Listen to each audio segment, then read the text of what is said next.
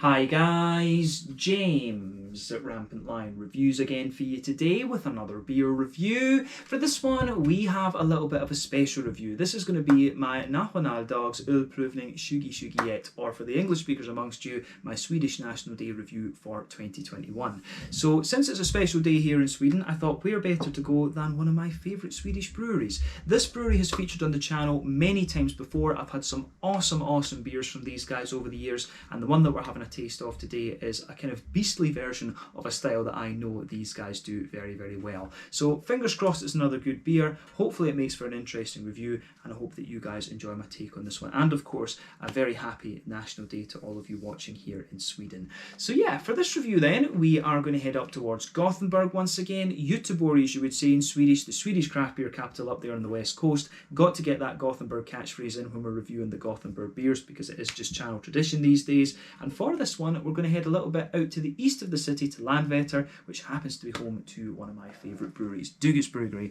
as many of you will know. So yeah, for this one, we are going to have a look at their Very Vanilla. It comes in at 15% ABV, it's an Imperial Stout, and this one is part of a new series they've started releasing called Mega. So the Mega series seems to be just a load of very high alcohol Imperial Stouts, so I'll definitely need to have a look at some of the other beers in this series going forward. But I love a bit of vanilla, and this is one that I'd heard was very good, so I thought, why not order one of these in and just see how we get on with it. But yeah, a 15% Imperial Stout, and especially when it's coming from Dugas, we know that these guys can do some awesome beers in this category. So yeah, very curious to see how it turns out.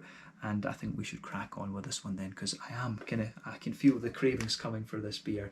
So yeah, as always with my reviews then, I'll tell you a little bit about the brewery before we taste the beer. If you want to get straight to the tasting, just fast forward. All the usual links are in the video description below. That's the brewery website, the link to my other reviews that I've done from Dugas Brewery before, and you will no doubt see more added to that list in the near future, because I do keep an eye on the beers that these guys release every month.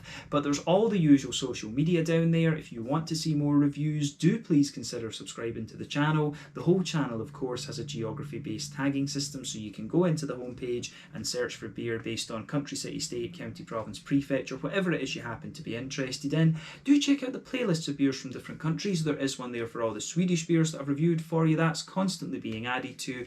And as always, please do get in touch and let me know some of the other beers and breweries that you guys would like to see me review. It's always great to hear from you guys that are watching the videos, and the support that you show the channel is hugely appreciated. So anyway, to tell you a little bit about Dugas Brewery then, on to my brewery notes. So Dugas Brewery, as I've mentioned to you already, are based in Landvetter, out to the east of Gothenburg on the Swedish west coast. But the brewery was established back in 2005 in Mölndal, to the south of the city, by Mikael Engström Duga, whom of course it takes its name from. But a few years prior to this, Mikael had actually met an Englishman who was selling second-hand breweries, and this got him thinking about brewing his own beer. So he studied the admittedly very complex Swedish alcohol laws, he visited various other breweries around the country, and he started buying up equipment to put together his own brewery, and this culminated with the opening of their first facility in Mölndal back in 2005. But over the following years, they gradually kind of scaled up. They started to make a name for their beer, and were very successful, and by 2009 they'd outgrown this original facility, and so they moved over to Landvetter the following year in 2010. But the older brewery had a maximum capacity of around 1,500 hectolitres, but the new brewery started off with a capacity of 8,000 hectolitres, and this has been more than doubled in recent years. Over the years they've become known for a lot of different styles. Actually, they've been known originally for their fruit and sour beers, and they've also been doing a lot of Imperial Stouts since the early days as well. Their barrel aging program seems to have a very good reputation these days, but within the last kind of maybe 3 years or so, they've been doing quite a few different IPAs, New England IPAs, West Coast IPAs and things like this. They've got the Fresh and the Crush series, which are the New Englands and the Imperial New Englands. They've got the Bite series, which are the West Coasters. They've got the is it the Future series they call the barrel aging ones, and they've got a wheat beer series as well that they seem to do. So they've got lots and lots of different stuff, and they just keep they've got lots of different series where they just start you know, playing around and tinkering around with the recipes, which is great to see.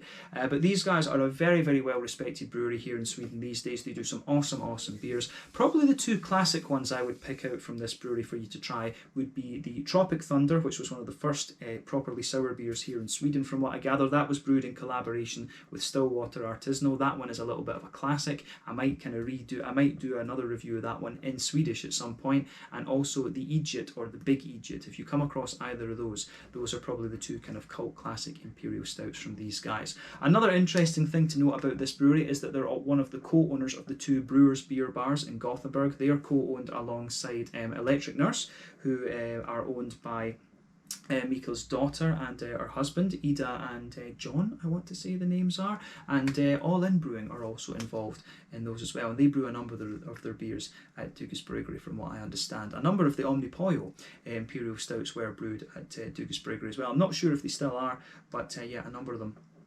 have been brewed at Dugas Brewery.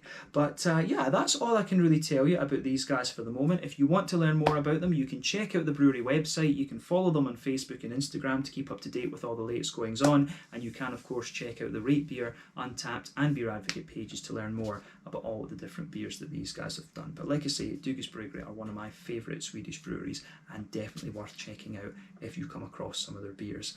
But yeah, let's get on then and have a little look at this beer itself. I'll just let you have a little look at the artwork on this one before we open it up. As you can see, it's quite typical for what you would expect from Dugas. They've always got these nice patterns in the background, and then the text is the same, and you can see the Dugas symbol, of course, and it gives you a little bit about the beer on the side here. So it says, "This is very vanilla. Mega is our new series for outrageously huge imperial stouts. First, very vanilla. Pack a complex combo of all the dark malts you love, giving a chocolatey, sweet, fruity and slightly roasted aroma and taste. Then add to that luxurious amounts of Madagascar vanilla, and yes, you've guessed it, mega." So yeah, there you go. But there you can see on the side there is one of the Dugas Brewery symbols, and you can see it's still a plain bottle cap on these ones. But yeah, I think I paid I want to say I paid 70 Swedish kroners for this, so that works out at about £6.50, about £6.50 sterling, maybe a little bit less than that, €7, and maybe about $8 American, just for those of you watching across the world. But when it's 15% and it's Dugas Brewery, I don't really resent paying that at all, to be quite honest with you. It's a bit cheaper, of course, because we've got the monopoly here in Sweden, the Systembolaget. So yeah, I don't resent paying that at all for a big imperial stout from Dugas Brewery. There was also a little interesting story about this one on the website as well. So it tells you here from the website, in the early beginnings of Dugas, this could have been around 2005 or 2006, we had a brewer who brewed the strongest beer he could. That beer ended up a 16% imperial stout, which never saw the light of the day. Scaling that recipe down, however, got us to brewing Egypt, which is one of our most iconic beers. Fast forward to 2021, and we wanted to reconnect with that ambition of not brewing something big, bigger or biggest, but brew something mega. So the Mega series was born, big 15% adjunct stouts, and that has everything. That has extra everything with even more on top, and a side of all you could ever want, and then some mega. So yeah, that's a wee story of the the Mega series. But yeah, it said that this beer was actually first created back in February, but I don't think it was released in Systembolaget until about May, if I remember rightly.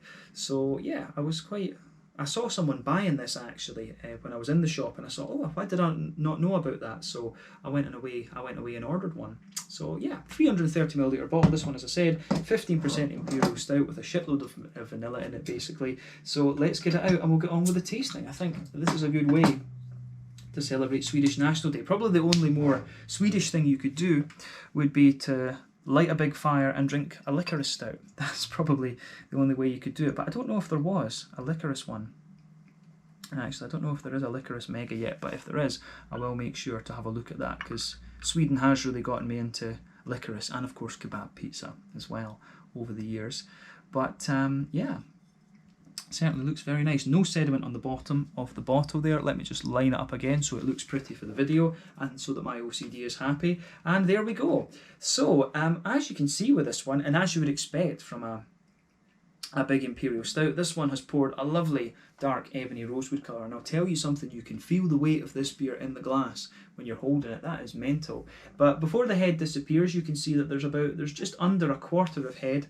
I would say it's a kind of medium to dark tan on this one. It's fading away to be a very thin foamy layer, but there is a nice kind of big ring just around the edge of the glass there. There's one or two big bubbles sticking towards the side of the glass, a few little ones going up towards the bottom of the surface recently, but yeah, I think it looks very, very nice. But in terms of colour, this one is a lovely big dark ebony kind of rosewood colour. You would expect that from an Imperial Stout, of course. Remember, when it comes to the colour of your beers, they are dependent on 1, the type of malts that you use, that determines the magnitude of the colour, 2, the wort boil.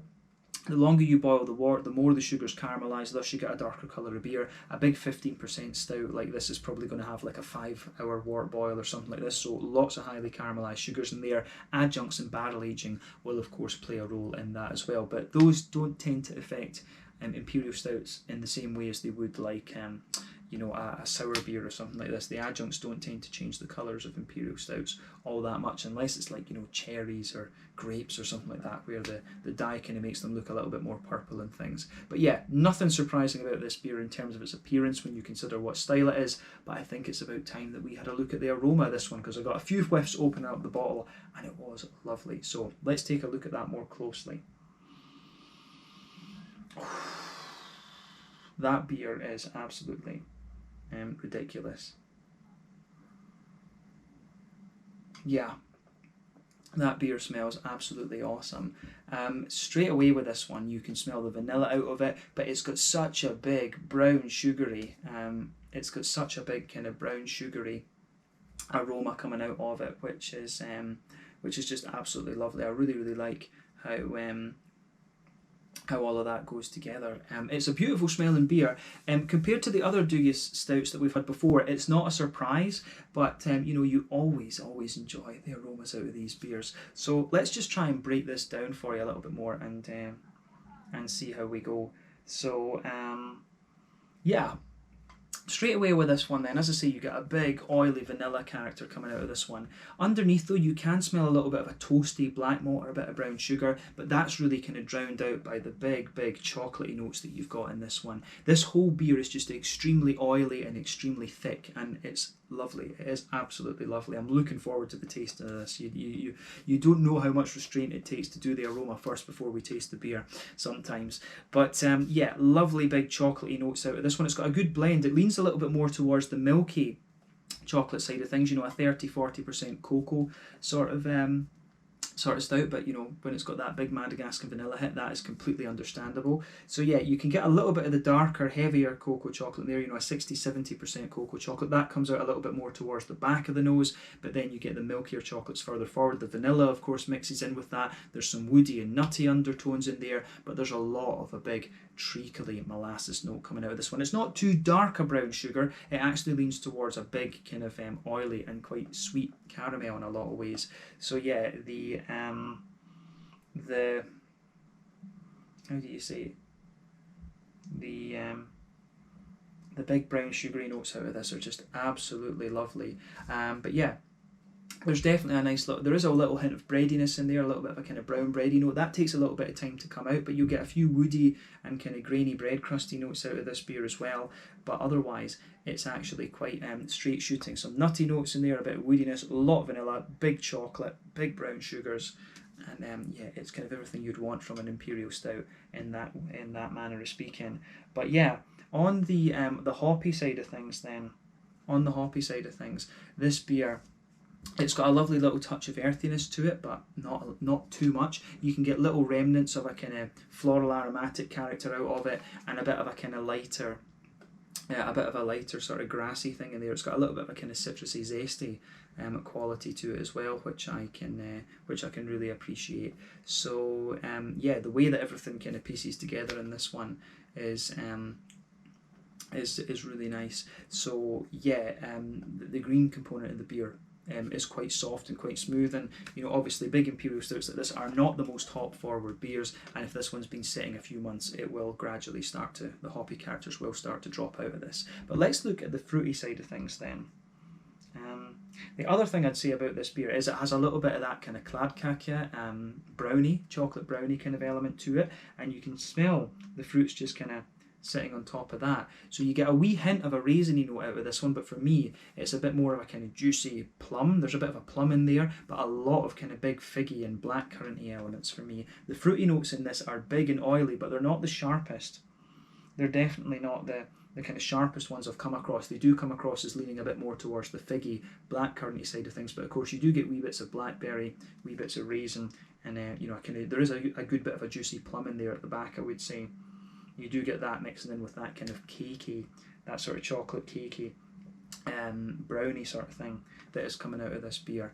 So yeah, I really like how this one goes about its business in terms of the aroma. Nothing surprising compared to other Dugas stouts we've had before, but it's just, as you always get with these beers, it's just so well crafted, this one. So big thumbs up to Dugas once again on the aroma. I'd love to go up to Dugas and learn from these guys how to brew an Imperial Stout. You know, there's certain breweries I would love to go and learn things from. It would be for the New England IPAs, Julia Bryggeri to learn how to brew some of these lager beers, and Dugas would be the ones for the Imperial Stouts. So yeah, that would be it. That would certainly be it. But yeah, let's have a taste of this one then and see how we get on. So this one is the Very Vanilla, a 15% vanilla Imperial Stout from Dugas Bryggeri in Landvetter, just out to the east of Gothenburg here in Sweden. My Swedish National Day review of 2021. So let's get stuck into this one. Slanja, skål, and heja Sverige. Cheers.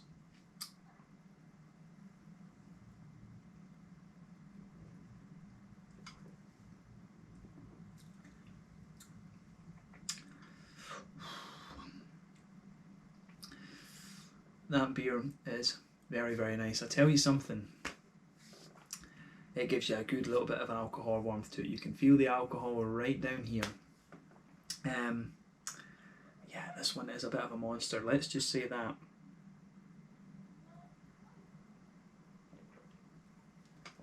Yeah,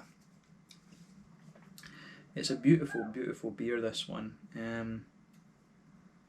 So yeah, I'm going to just say straight away, big thumbs up to Dugas Bryggeri, but beware with this. This one does pack a hell of a punch. At 15% though, that's kind of to be expected actually. This beer does pack a hell of a punch, but certainly glad I spotted that guy in the shop with it and ordered it up. So yeah, I love these big Dugas Imperial Stouts, and the other thing that was in my mind as well is it's been a while since I've had an Imperial Stout. I think a lot of the beers I've been reviewing from Dugas over the last little while have been like, you know, sours and IPAs and stuff like this, and wheat beers. I think the last stout I had from these guys was the 15th anniversary stout, and I think they're just about to bring out the 16th one, so I need to keep an eye out for that over the next while as well. But yeah, such a long time since I've had an Imperial Stout, it's criminal. I wish I could get the Egypt though. That's one that I'd want to give to Paul over at PA Brew News in the States. But this is an awesome beer.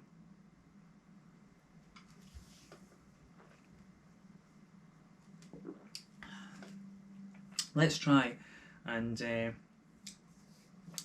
break the flavour of this one down a little bit though, because it is absolutely lovely. Yeah, so you can feel with this beer then, in the middle of your palate, you can feel there is a little bit of a roasty, toasty, black malty, a little bit of a bread crusty sort of thing. You can feel that just, you know, as you go further into the aftertaste, you get a little bit of that, but the big oily flavours of this beer really drown it out, to be quite honest with you. They sort of surround it and give you the big oily character that you'd expect to this beer. But yeah, there is a roasty, toasty, black malty backbone to this beer.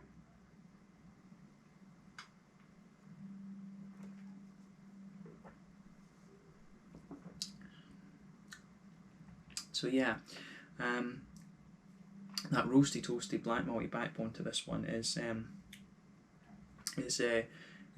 very nice actually. So it just gives the beer, I like it when you've got a wee bit of that in there, because it just lets you know it's an Imperial Stout. I always comment on this with the Nerd Brewing Imperial Stouts, that they just have that little bit of an RIS backbone to them, and this one certainly has that, but it's got the big silky thing that you would expect of one of these big beers from Dugas as well. But yeah, sitting on top of that roasty, toasty backbone then, if you go towards the front of that middle third of your palate, you get a few woody notes coming out of the beer. If you go to the dead centre of your tongue and just follow the middle line of your tongue forward, you'll get a wee bit more of a you get a wee bit more of a kind of nutty element coming out of the beer, and then you can feel the vanilla just sitting on top of that. You get that nice big oily vanilla hit just sitting there on that front half, pardon me, of the middle third of your tongue, which is great.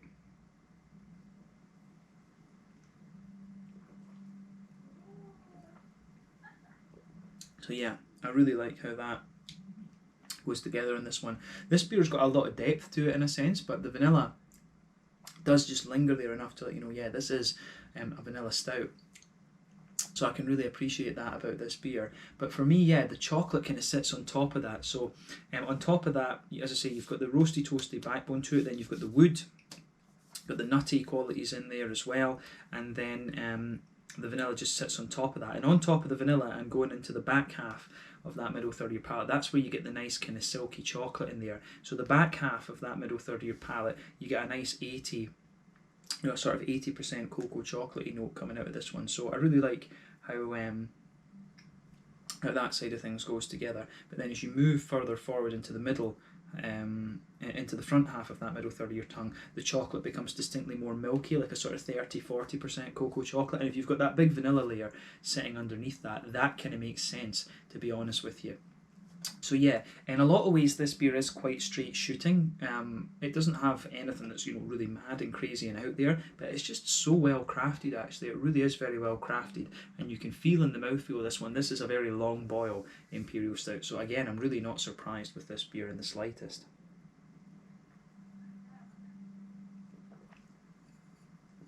So yeah, in the very centre of your tongue, you get you can feel the nice brown sugars in this one. So you've got a lovely big sort of oily sweetness. You've got a lovely big oily sweetness coming out of this one.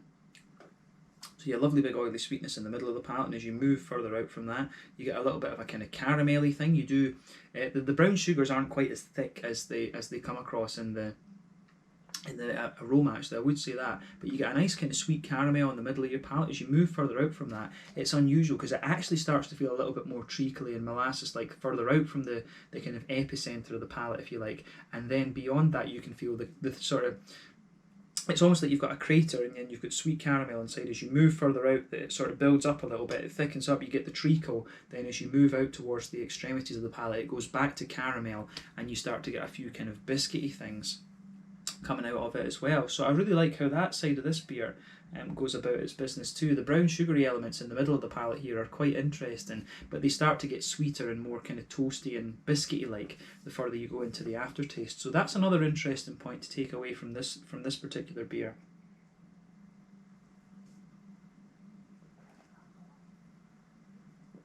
So yeah, I certainly like how that side of this beer goes about its business for sure. So yeah, that's the middle third of your palate in this one. I think we can leave it at that. But yeah, if you go into the back third of your palate, then border region between middle third and back third of your palate, you can feel there is a nice kind of big roasty, toasty, bread crusty kind of thing in there. But you can feel a little bit of a bready build up, a bit of a kind of well-fired bread crust in there. Then as you go into the back third of your palate, you can feel the sort of smooth chocolate underneath, a bit of the vanilla kind of spreading back there as well, and then on top of that you get the more yeasty element out of this beer. So the back third of your palate is kind of a little bit taller like this, the back third of your palate is a little bit like this, and as you move further forward it just condenses down a wee bit. As you go into the middle third of your palate, those big flavours that we've been discussing are a little bit more condensed together, but at the very back of that back third of your palate, you will get a little bit more of a kind of roasty, toasty black malt, and then you get a wee bit of a bitter chocolate. It's almost like a kind of powdery chocolate, like a high percentage cocoa powdery chocolate at the very back of your palate there. So yeah, it's kind of interesting how that side of things plays out in this beer as well. So yeah, that is the middle third of your palate in this one, the back and the middle third of your palate in this beer. It's very nice, not unexpected, but just really well crafted from Dugas once again. But that's not unexpected. That is definitely not unexpected. And as I say, the further you go into the aftertaste, you get a bit more breadiness out of the beer. You get a bit more kind of graininess and dryness and stuff like that, a bit more toasty character, but those big brown sugary chocolatey and vanilla notes really linger there. But let's focus on the hoppy side of things then.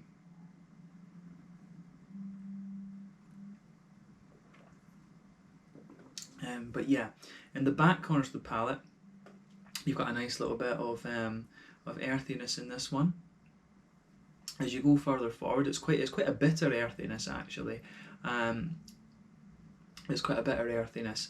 So there is a fair wee bit, there must be a fair wee bit of hoppy character in this one, but it builds a good bridge with the kind of black malty backbone that the beer has. And as you move further forward, it gets a little bit herbal, but you can feel some of the kind of floral aromatic notes coming out of this beer as well. On the hoppy side of things, it does have a good little bit of a floral depth to it. I wouldn't be surprised if there's a wee bit of like Columbus and Chinook have been used in here, because the beer does have a good little bit of red fruity depth as well, and you can just feel a little bit of that. You can feel a wee touch of a slightly piney note in this one, and of course the longer you age this beer, as I said earlier, the longer that's going to the more that's going to drop out rather. But round the front curve of the palate, it's got a lovely kind of, there is a little touch of a grassy zesty quality to this one, which I can really appreciate. I really like that about this beer.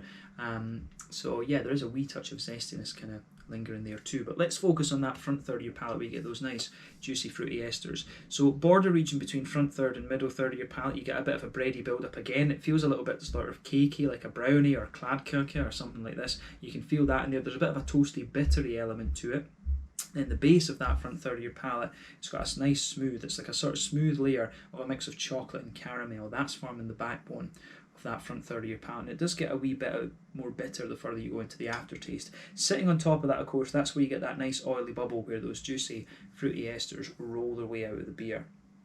And again, I can really appreciate how all of that goes together in this one. But yeah, at the back of that front third of your palate, you get a nice sort of you get a nice big kind of cakey element out of it. As I say, a big sort of chocolate brownie, Kladkirke sort of thing. And then on the back, on that fruity side of the palate with the juicy fruity esters, on the back of that you get a wee touch of raisin on top, but you get quite a big kind of rich oily plum sitting underneath. And as you move further forward, it gets a little bit figgy, a little bit black curranty. Then there's a nice kind of oily, there is a nice sort of oily kind of black berry sort of thing towards the kind of front tip of your tongue too. So the fruity character in this beer is quite oily, but it's not as sharp as you're going to find in some other big sweet imperial stouts. But it's a beautifully executed beer, this one, and I certainly wouldn't hesitate to drink it again. It's nothing unsurprising from Dugas, but again, it is just very, very well crafted, which is unsurprising. So yeah, I like this for sure. It's a big thumbs up from me. Let's round off the review then with a little look at the mouthfeel. So it's a full-bodied beer. I mean, there's no doubt in my mind about that. Absolutely full-bodied. It is pushing towards the top end of full-bodied as well. And as I've said in other reviews, I'm yet to find imperial stouts that are thicker than the ones we get here in Scandinavia. Either that, between Norway, Sweden, and Denmark. I have had a fair few thick ones from Iceland as well, from memory, but I think the Scandinavian imperial stouts, the thickness of these is very difficult to beat. I always try some of these big American ones and I find them quite thin compared to these, but they're still packed with flavour, which is the thing.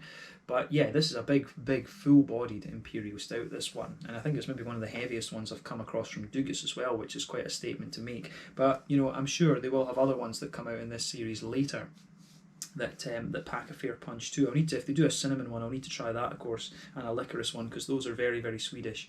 But yeah, big thick beer, this one. The carbonation is very smooth, highly caramelized, sort of oily mouthfeel to this one. It's just lovely. In terms of bitterness, I don't think this beer is overly bitter. I think it might be about 50. I think you're probably going to get about 50 IBUs out of this one. A bit of it from the malt base, a bit of it from the kind of roastiness of the malts and things like that as well. And maybe a little bit from the hops, but the hoppy side of things, of course, will drop out the more that you age this one, of course.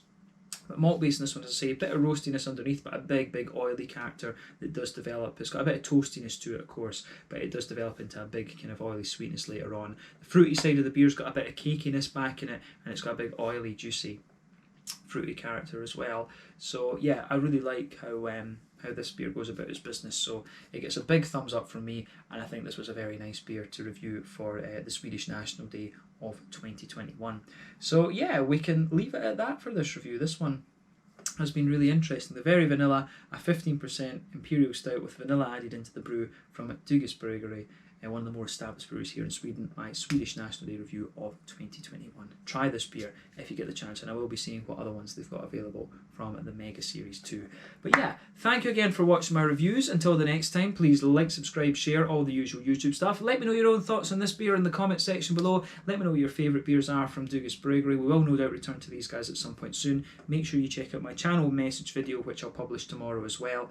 And take a look at my social media, take a look at Douglas Brewery's social media, and I'll catch you guys on the next review. Slàinte, skål, and cheers.